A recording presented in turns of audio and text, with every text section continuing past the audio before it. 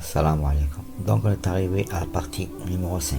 Si on est arrivé là, donc je vais parler et prouver, Inch'Allah, que Allah parle des Kaoli dans le Coran. Les premiers lots payés, c'est pas le pays mal arabe, c'est faux. Les premiers lots payés, c'est le pays mat Mecque et mat Médine. Et on les appelle les Bédouins. El Bédawi, il y a eu beaucoup de tribus, beaucoup de Hachira, beaucoup de Milles. Au commencement de l'Arabe, les Hijra, les immigrés, ils étaient dans tous les pays. Ça commence avec Ibrahim alayhi salam au Walade.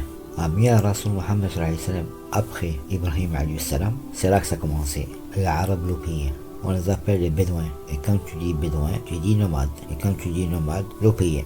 La Abana al-Kawliya, ça commence à partir de l'Irak, mais l'Irak, c'est là que ça commence le Kawliya. Alors que c'est faux.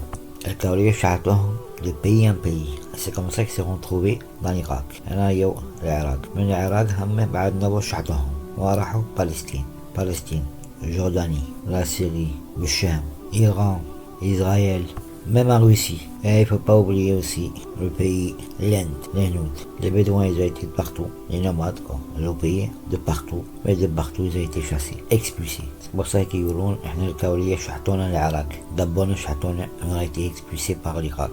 Mais en vérité, par le premier pays qu'on a été expulsés, شحطونا, c'est Saoudia. Saoudia, d'abord, l'Irak. Mais l'Irak, on a été expulsés. Ce que je voulais dire, l'Oupi, il a toujours été là. Et l'Oupi, il a toujours été avec, à l'époque du prophète Mohammed sallallahu alayhi wa sallam. C'est pas le Mille ou la Hachira dans l'Irak. C'est pas de là. C'est pas là que tout a commencé. Ça a commencé à la Mecque et à Médine. Et je doute, il y a une, mais le Mecque ou le Médine. Et je vous parle pas de 50 ans ou de 100 ans, hein. Encore très loin. C'est là quand je vous parle de je c'est encore loin. Et les Bédouins restaient toujours tout seuls, toujours à l'écart. Ils voulaient rien savoir de Allah subhanahu wa ta'ala et ni de Rasul Muhammad sallallahu alayhi wa sallam. Ils faisaient de gros péchés, des gros résaïl. On les appelait les Bédouins du Sahara. Ils avaient leurs coutumes, leurs lois. Akbar Bawage. Tous les jours, tous les jours. Ils étaient sans domicile fixe, quoi. On les appelait les arriérés, les retardés. Aucune connaissance, aucun savoir. C'était les pires de tous les mécréants. Kafirin, et un jour, ils écoutent la parole d'Allah subhanahu wa ta'ala, de la propre bouche de Muhammad sallallahu alayhi wa sallam. Et c'est là la vie des Bédouins va tout changer. الأصول الكاولي ما كان عنده جميع الأصول، كان عنده أصول لوبي. الكاولي ما كان يستحي، ما يعرف لا عيب رزالة rien. ni قدر ni أصول rien. هذول الكاولي من الرزايلة شحتهم من كل بلاد. اجتمعوا لغيرهم. سمعت الكاولي هو خلق الأصول الكاولي. Encore pire ضحكت quand سمعت وي سي درشاوي طلع الأصول الكاولي. سي سين درشاوي ولا غلماوي ولا عزيزاوي ولا سيفاوي. دونك هو الكاولي كتب بيده القرآن وكتب الحديث بيده. دونك هذا الكاولي يلي تلاب هاي الدنيا أبان ربي استغفر الله يا ربي يا أبان رسول محمد صلى الله عليه وسلم. الكاولي شي يحب يلزق، شي يحب يتشدب، شي يحب يجرجخ. كاولي مكرمتين شي يحب يكذبون. Et les Bédouins sont descendus en Afrique, pays du Maghreb aussi. Et après ça, c'était l'Europe. France, Italie, Anglaise, Espagne, partout. Et la preuve, le Kaoli, c'est encore dans l'Europe, dans toute l'Europe. Comment j'ai tiqué, comment j'ai fait mes recherches, c'était dans la Sourate 9, la Sourate At-Tawbah. Et là, dans la Sourate 9, dans la Sourate At-Tawbah, j'ai vu plusieurs versets qui parlent des Bédouins. Et je voulais savoir c'est quoi les Bédouins. C'est qui les Bédouins? C'est les Bédawi. Les Bédawi, c'était les gitans arabes. Les gitans arabes, l'Opiya. وإحنا يسمونه l'Opiya مع العراق. إحنا الكاولية on a toujours existé depuis au 7e siècle. Tapez sur Google, Internet, écrivez-vous les Bédouins irakiens. Vous allez voir, vous allez comprendre. Le plus qui m'a choqué, vraiment choqué, c'est le nom de ma mère. C'est Mommy Bedoua El Bédawiya. Pour moi, c'est une confirmation. Notre vrai nom, c'est pas le Kaoliya, c'est le Bédawiya. Et après ça, chaque cheikh a pris son clan, la Hachira, Mille. هذاك سمى روحه درشاوي، الآخر سمى روحه غنماوي، الآخر سمى روحه عزيزاوي، والآخر سمى روحه سيفاوي. الملة والعشيرة c'est pas le جنس. Pourquoi? Parce que le جنس هو Allah subhanahu wa ta'ala هو اللي خلق الجنس. On appelle ça en français la race humaine. Il y a une seule race, c'est la race humaine. والملة والعشيرة c'est les clans, c'est les tribus. Et à l'époque du prophète Mohammed sallallahu alayhi wa sallam, c'est là qu'il y a eu beaucoup de tribus, beaucoup de عشيرة, beaucoup de ملة. Maintenant, je vais vous laisser avec des reportages. C'est Moazin, écoutez bien et vous allez comprendre beaucoup de choses. Maintenant, je vous ai présenté les Kaoli dans le Coran, les Kaoli yani bil Coran, et ma prochaine vidéo, Inch'Allah, pourquoi le sol Kaoli il y est dans le Coran et dans les hadiths. Les tribus arabes. Les peuples arabes se divisent en 3 groupes selon leur lignée ancestrale. Premier groupe, les Arabes anciens dont l'histoire est peu connue, comme les peuples de Ad, Thamoud, Tasm, Jadis, Imlaq, Umaym, Jurhum, Hadour, Wabar, Abil, Jassim, Hadramaut, etc. Le second groupe, les Arabes de souche. Ils sont aussi appelés les Arabes Qahtaniens. Ils descendent de Ya'roub, fils de Yashjoub, fils de Kahtan. Troisième groupe, les Arabes issus de l'immigration. Ils sont issus de la progéniture d'Ismaïl. Ils sont aussi appelés les Arabes Adnaniens. Les Arabes de souche, les Qahtaniens, vivaient à l'origine au Yémen et comportaient de nombreuses tribus, dont 2 étaient très connues. Petit a, Himyar, les plus célèbres branches de cette tribu s'appelaient Quda'a, Zaïd al-Jumhur et As-Sakasik. Petit b, Kahlan. Les plus connus parmi ces grandes divisions étaient les Hamdan, les Anmar, les Tayyi'a, les Moudij, les Kinda, les Lakhm, les Judham, les Azd, les Aous, les Khazaraj et les descendants de Japhna, roi de la Syrie ancienne. La plupart des gens de Kahlan quittèrent le Yémen pour s'établir dans les différentes régions de la péninsule arabique, peu avant le désastre du barrage de Ma'arib, qui entraîna la formation d'un torrent fougueux. Leur émigration était due au déclin de leur commerce à la suite de la pression des Romains, de leur domination des voies maritimes et terrestres, et de leur occupation de l'Égypte et de la Syrie. Il ne serait pas étonnant que la rivalité entre les tribus de Kahlan et de Himyar se soit terminée par le départ de la première, la seconde s'étant maintenue au Yémen. Les membres de la tribu de Kahlan qui émigrèrent peuvent être divisés en 4 groupes.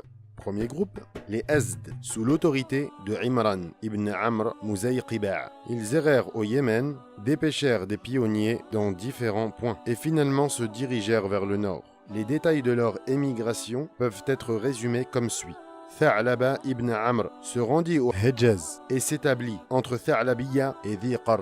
Lorsque ses enfants grandirent et qu'il devint fort, il se rendit à Médine où il s'installa. Aous et Khazaraj sont les 2 fils de Haritha ibn Tha'laba.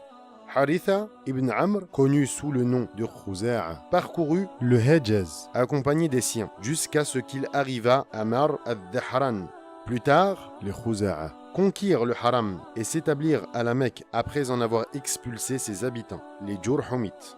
Et Imran ibn Amr et sa famille s'établirent à Oman, formant les Azd d'Oman. Les tribus de Lafr ibn Azd s'installèrent quant à elles à Tihama, constituant ainsi les Azd de Shanoua.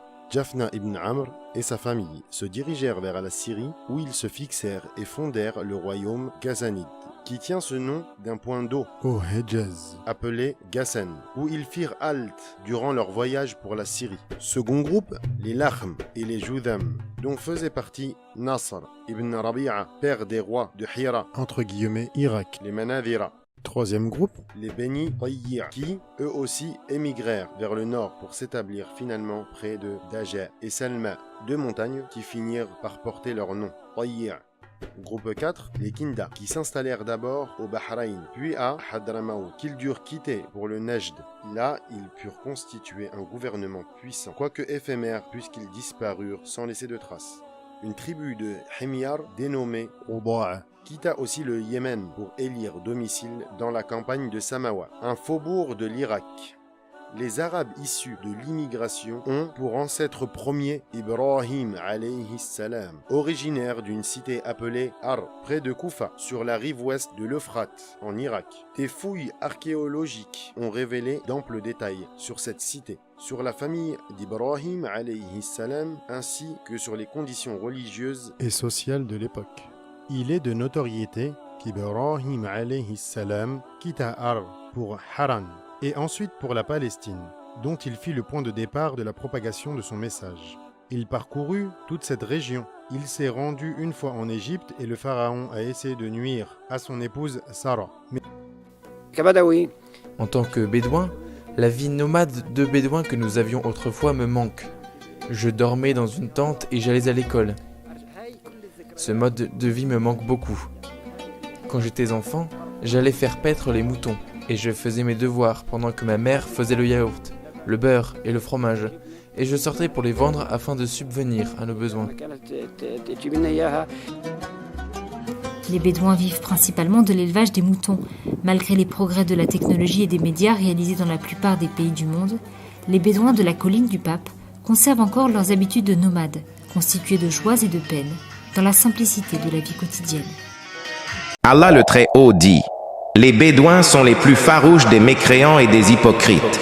Ils sont portés à ignorer les limites prescrites qu'Allah a révélées à son messager. Allah est omniscient et sage. Pourquoi les Bédouins sont-ils décrits ainsi? Les Bédouins, mentionnés dans ce verset, désignent les habitants du désert. Allah les décrit comme étant plus incrédules et hypocrites que les autres peuples, notamment ceux des villes.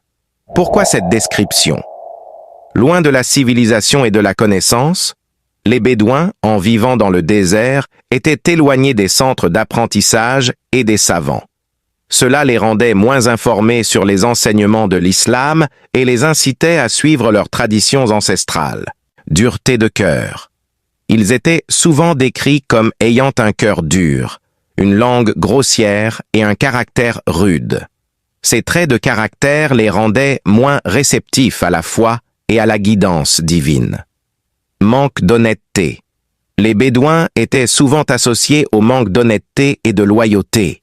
Ils étaient reconnus pour leurs raids et leurs pillages, attachement aux traditions, leurs traditions tribales, parfois en contradiction avec les enseignements de l'islam, les empêchaient d'embrasser la foi de manière sincère. Cependant, le Coran mentionne également que certains Bédouins étaient croyants et pieux.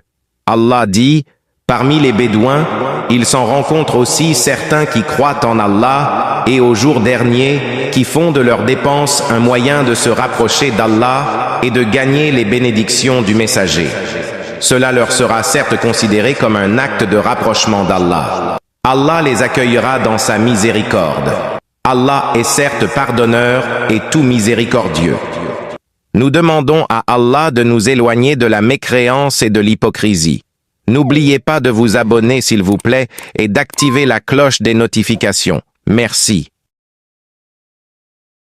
Assalamu alaikum wa rahmatullah. Un jour, il y a un bédouin, il était dans la mosquée et il s'est mis à uriner. Alors là, les musulmans, ils sont devenus fous. Ils ont voulu le réprimander. Mais écoutez ce qu'a dit le prophète sallallahu alayhi wa sallam. Laissez-le et versez sur son urine un seau d'eau.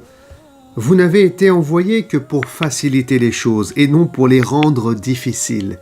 Hadith rapporté par l'imam al-Bukhari. Effectivement, nous les croyants, on a été envoyés non pas pour faire du mal aux gens, pour nuire aux gens, pour les bousculer quand ils font des péchés, quand ils font le mal. Non, on est là pour faire le bien. On n'est pas là pour rendre la vie impossible aux gens. Donc là, les musulmans, ils vont nettoyer et ensuite ils vont lui parler. C'est très éducatif pour qu'ils comprennent les choses et qu'ils ne recommencent pas.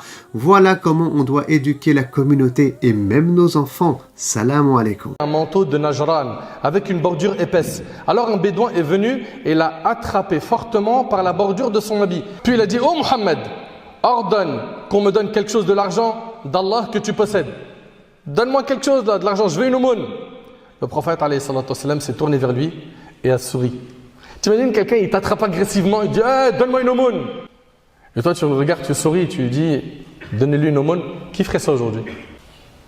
On n'arrive même pas à imaginer que cette scène nous arrive. Et on n'arrive même pas à imaginer nous comment on va se comporter à ce moment-là. Qui parmi nous va faire preuve de douceur? Le prophète alayhi salatu wassalam, il a souri, puis a ordonné qu'on lui donne. Donnez-lui une sadaqa. Et c'est rapporté par l'imam al-Bukhari. Dans ce hadith, on y voit la douceur et le pardon du prophète alayhi salatu wassalam. Son envie d'attirer les gens à l'islam et sa patience était impressionnante.